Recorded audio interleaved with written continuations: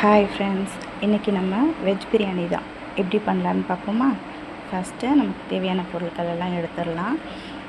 அப்புறம் எங்கள் அத்தை வந்து செய்யும்போது 1 பை 1 போடுவாங்க. அப்போ நான் உங்களுக்கு என்னென்ன போடுறாங்கன்னு சொல்கிறேன். அது வரைக்கும் இதில் இருக்கிற இன்க்ரீடியன்ஸ் எல்லாம் பாருங்கள். ஃபஸ்ட்டு பாத்திரத்தை வச்சு அதில் எண்ணெய் விட்டுருக்காங்க.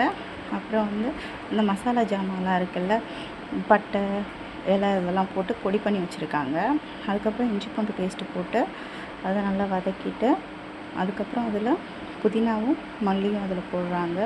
புதினா மல்லி போட்டு நல்லா வதக்கிட்டு இருக்காங்க. வதக்குனதுக்கப்புறம் இதில் வந்து பிரியாணி மசாலாவும் கரம் மசாலாவும் போட்டிருக்காங்க. 2 மசாலா மட்டும்தான் போட்டிருக்காங்க. அதுக்கப்புறம் வெங்காயம் போட்டு நல்லா வதக்கிட்டு,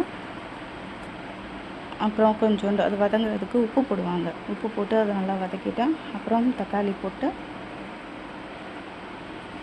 அதையும் நல்லா வதக்கிட்டுருக்காங்க.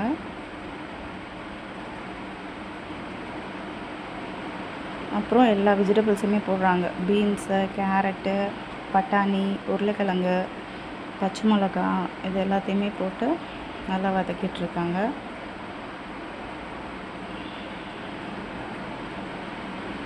நல்லா வதங்கிருச்சு.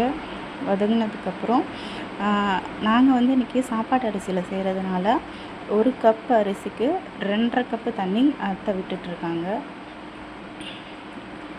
விட்டுட்டு நல்லா கொதி வருது. அதுக்கப்புறம் ரைஸ் போட்டுட்ருக்காங்க. அதில் போட்டுட்டு அதையும் மிக்ஸ் பண்ணிவிட்டு அப்புறமா தம்மில் போடுவாங்க. இது வந்து தம் போடுற ஸ்டேஜ். இது எல்லாத்தையும் பண்ணிவிட்டு இப்போ தம்மில் போட்டிருக்காங்க. தம்மில் போட்டு இப்போ எப்படி ரெடி ஆகிருக்குன்னு பார்க்கலாமா. வாவ், சூப்பராக ரெடி ஆகிடுச்சு. ஆல்மோஸ்ட் இப்போ நம்ம எக்ஸாம் எழுதி முடித்தாச்சு. இனிமேல் தான் ரிசல்ட்டை பார்க்கணும். ரிசல்ட்டை சொல்கிறதுக்கு 2 பசங்க உட்காந்துருக்காங்க. இந்த பசங்க என்ன சொல்கிறாங்கன்னு பார்ப்போம். ஓகே, பாஸ் ஆயாச்சு. நம்ம எக்ஸாமும் ஓவர், ரிசல்ட்டும்